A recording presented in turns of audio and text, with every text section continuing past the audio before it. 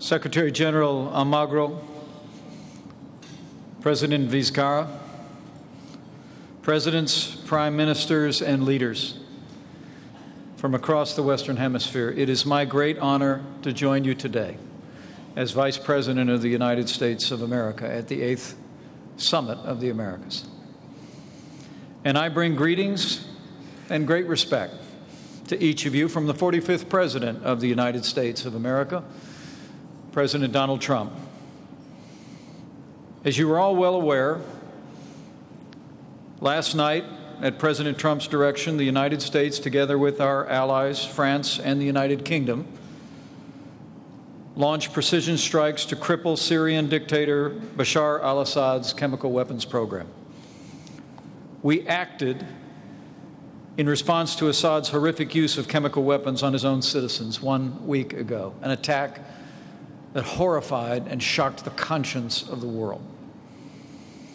The United States assesses that the Syrian regime was responsible for this attack and that chlorine and possibly nerve agents were used.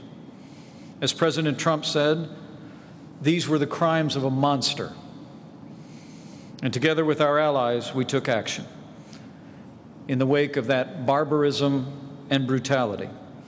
And I'm pleased to report that the strike by the United States, UK, and French forces was effective, overwhelming, and successful. We delivered last night a clear and unambiguous message to the Syrian regime. The United States and our allies will not tolerate the use of chemical weapons against innocent men, women, and children. And we are prepared to deter any further use of chemical weapons by the Assad regime. The United States and our allies will continue to integrate all instruments of our national power in this moment. And as President Trump made clear, our nation is ready to sustain this response until the Syrian regime abandons the use of prohibited chemical agents. Assad and his patrons would do well not to test our resolve or the capabilities of the armed forces of the United States. The President also sent a message to the two nations that are most responsible for supporting, equipping, and financing the criminal Assad regime, Russia and Iran. Even now, Russia is deliberately spreading disinformation about Assad's heinous actions and even their own complicity in this crime. But the horrific pictures of dead children, the videos of suffering people prove what happened. Russia's lies will crumble in the face of truth. And as the President said to both Russia and Iran, nations can be judged by the company they keep. Allow me to take a moment to thank the nations here who've already offered their expressions of support for last night's military action. Prime Minister Trudeau of Canada, President Santos of Colombia, and others, we are grateful for your support. As President Santos said earlier today, he supported the actions to, in his words, punish the use of chemical weapons and seek their total elimination. And we're grateful for that moral clarity. But today, I call upon every nation in this hemisphere of freedom to support this military action taken by the United States and our allies, and to support it publicly. And also to add to that your condemnation expressed by nearly everyone here of Assad's regime's use of chemical weapons. The civilized world must send a message of resolve and unity that we will not accept such barbaric attacks now or ever.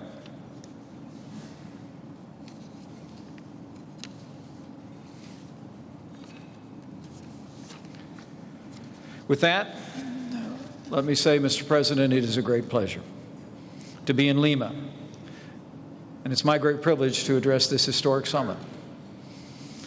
President Vizcarra, let me thank you and congratulate Peru for hosting the 8th Summit of the Americas. Peru has done a magnificent job on the summit, and in fact, it has inspired the United States to announce today that we will be submitting a bid to host the 9th Summit of the Americas 3 years from now in 2021. And we'll see if we can do just as well as Peru has done. We gather today to continue a great work. 24 years ago, the nations of the Western Hemisphere came together in Miami, Florida, to chart a new era for ourselves and our posterity.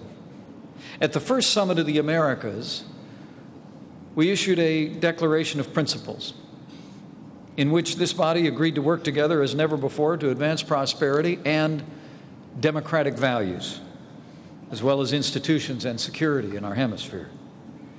The United States is proud to stand with free nations across this hemisphere in pursuit of these noble goals. President Trump sent me to South America last year to deliver our message of commitment to the region. It's a message I will deliver again when I visit Brazil next month.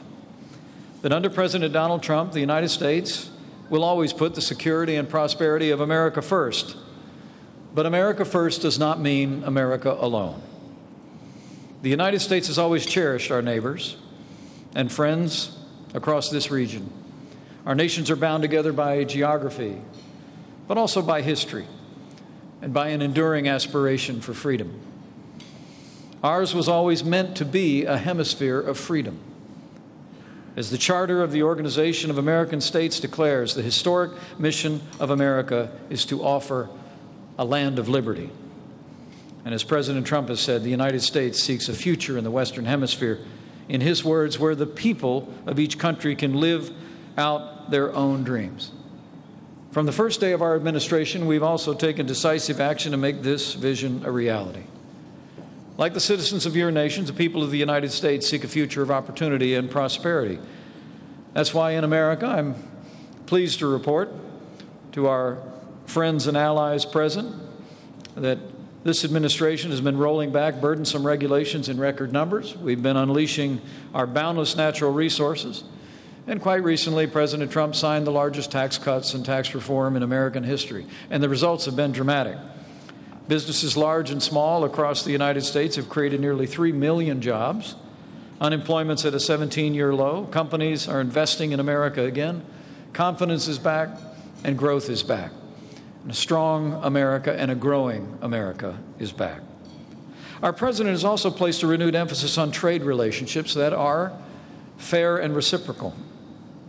While the United States trades nearly 3 times as much with our neighbors in the Western Hemisphere as we do in China, we recognize that there is still tremendous opportunity to forge even stronger and more balanced trade relationships across this region. Our administration has already taken action to reach new deals and update existing agreements, and we're encouraged by the progress we've made. Last year in Colombia, we announced the United States will allow Colombian Hass avocados into the U.S. market, while Colombia expanded access for U.S. rough rice. And as we speak, I'm pleased to report the United States is working very closely with Canada and Mexico to modernize the North American Free Trade Agreement. We believe we are fairly close to a deal, and we're going to be working earnestly to make that a reality for all of our nations. Beyond trade, the United States will continue to share our traditions of entrepreneurship throughout the region. I'm honored to be joined today by Ivanka Trump, who is a great champion for women's economic empowerment all over the world. She helped organize our administration's new 2X Women's Initiative, and as Ivanka announced in Lima yesterday, through this vital program, the United States will invest an unprecedented $150 million to support women entrepreneurs throughout Latin America. These actions, we know, will strengthen the prosperity for the people of the United States and strengthen prosperity across this region. But ultimately, as we gather today, we all recognize, with few exceptions, that we cannot forget that security is the foundation of our prosperity. For despite our progress as we gather here for this historic summit, the challenges facing the Western Hemisphere remain. We see gangs and criminal syndicates that plague our cities and towns. We see illegal drugs that poison our children and tear families apart. We see a flow of migrants fleeing hardship and oppression in their homelands. And we see the We see the migration of criminals, human traffickers, drug traffickers, and even terrorists making their way across our borders. In the category of terrorists, the United States actually refuses entry to 7 known or suspected terrorists every day. Nearly 2,500 a year are stopped. We have real challenges for security at our borders. Just yesterday, we're reminded of the threats that we face when Marxist narco-terrorists in Ecuador brutally killed 2 journalists and their driver. And I extend the condolences and the prayers of the American people to the victims and their families and the people of Ecuador. Under President Donald Trump, the United States is working hard to confront these security challenges. We're securing our borders, enforcing our laws, removing dangerous drug dealers and violent criminals from our streets as never before. We've also taken significant steps to strengthen our partnerships with nations across the wider region. Our efforts include the Caribbean Basin Security Initiative to stop the flow of drugs, expanded security collaboration with Mexico, security assistance to a wide array of Central American countries, and be assured, we will continue to deepen our security relationships with countries across the region in the years ahead. President Vizcarra, let me commend Peru for your ambitious agenda for this summit. Democratic governance against corruption. This is a vitally important issue that bears upon the long-term prosperity as well as the well-being of the people of this hemisphere. And I commend this body's agreement on the Lima commitment earlier today. Corruption emboldens vicious criminals. It endangers public safety. Corruption corrodes the foundations of democracy as well. It undermines trust in government. For we know as corruption grows, freedom and prosperity wither. And as all freedom-loving nations know as well, the greatest corruption of government is when people lose their voice, their vote, their freedom, and their basic human rights under the heavy hand of dictatorship. And the free nations of this conference are right to focus in renewed ways on ending dictatorship here in the New World. As we speak, a tired communist regime continues to impoverish its people and deny their most fundamental rights in Cuba. The Castro regime has systematically sapped the wealth of a great nation and stolen the lives of a proud people. Our administration has taken decisive action to stand with the Cuban people and stand up to their oppressors.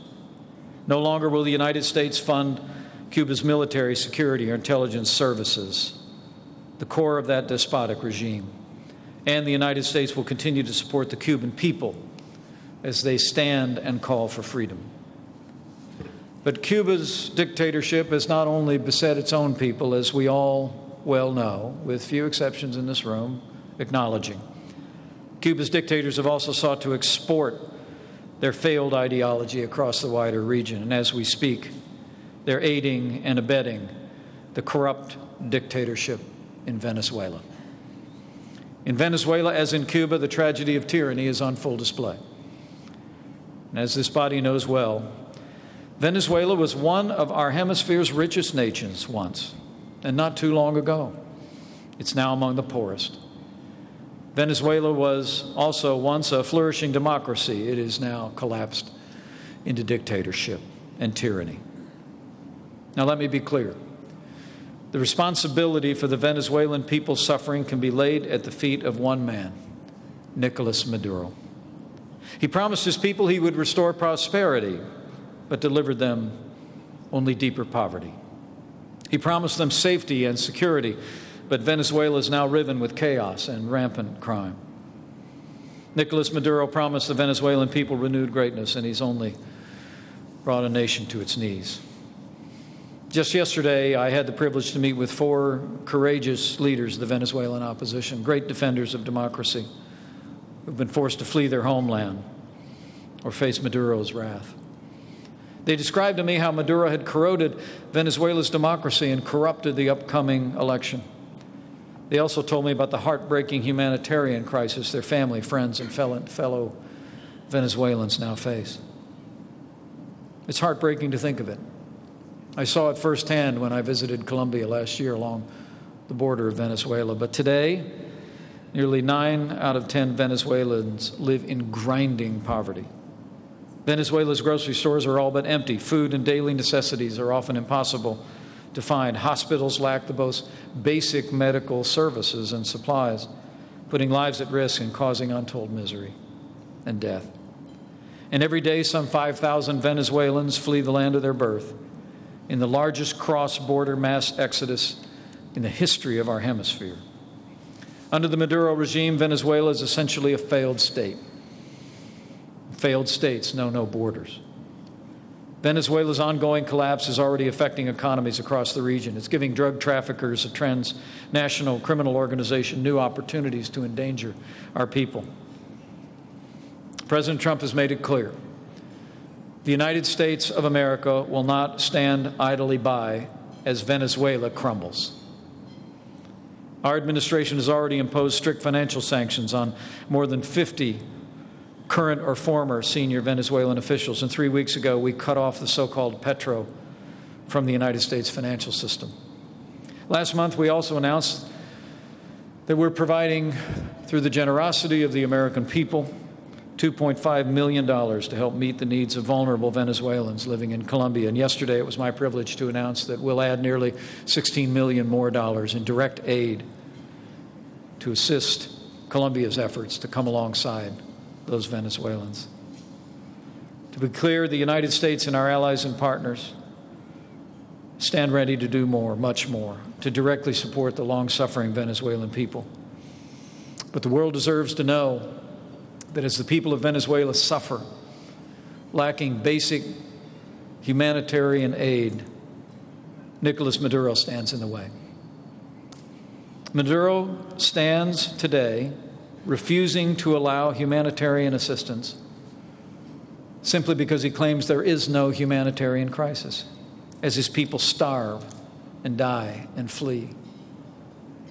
I'll never forget when my wife and I visited the border of Venezuela in a visit to Colombia last year. We met a grandmother who had just made the long journey with her 5 grandchildren out of their small town in Venezuela.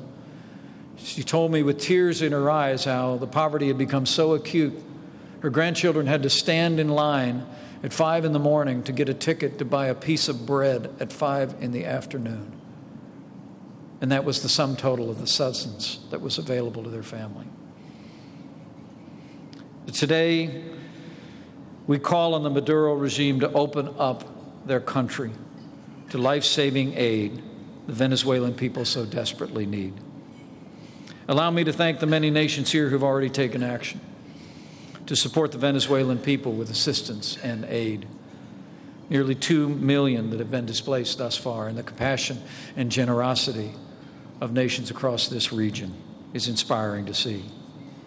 Let me also thank those who've stepped forward to join us to rebuke and isolate the dictator Maduro and his brutal regime through economic and diplomatic means. Costa Rica has refused to let Venezuela's Minister of Defense land on its territory, setting a precedent for other nations to deny Venezuela official travel. Canada has sanctioned more than 40 Venezuelan officials. Argentina and Brazil led the effort to suspend Venezuela from Mercosur. Panama designated more than 50 Venezuelan officials as high risk for money laundering and recalled its ambassador from Caracas. And Peru withdrew Venezuela's invitation to this summit. Mr. President, that sent a powerful message that Maduro and dictatorship and his despotism is not welcome here, and I commend you. To all of you whose nations have taken action, thank you for your stand. Thank you for your stand for freedom in our hemisphere. But let me say, on behalf of President Donald Trump, the United States believes now is the time to do more, much more.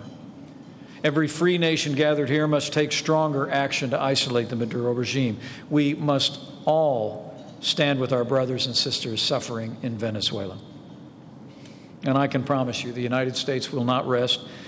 We will not relent until democracy is restored in Venezuela and the Venezuelan people reclaim their birthright of libertad. And I believe with all of my heart, Mr. President, as I close, that that day will come. For as Simón Bolivar declared, and I quote, "A people that loves freedom will in the end be free." And the people of the New World love freedom and have proved throughout the generations the capacity to fight for it, to achieve it, and to defend it. This new world, from its very birth, was destined to be a hemisphere of freedom. In the long annals of our shared history, names like Bolivar, San Martin, and Martí stand shoulder to shoulder with Washington, Jefferson, and Lincoln as champions of freedom and great defenders of the freedom that each one of us are endowed with by our Creator. As we gather here, we have much work yet to do. So today, let us rededicate ourselves to that most cherished ideal. Let us strive with all of our might to reach the day when freedom reigns in every nation across the new world. And as we go forward, let's have faith. Faith in the boundless capacity of the people of the new world to advance the principles that have always been the source of our greatness. And let us also have that other kind of faith. Remember to pray for people that are struggling under the weight of tyranny, remembering, as the good book says, that where the Spirit of the Lord is, there is freedom. With the courage of our citizens, with the conviction of the leaders gathered here, and with God's help, I know this new world will prove once more that no force on earth can overcome freedom. Thank you. May God bless all the people and nations of this great Western Hemisphere. And may God bless the United States of America.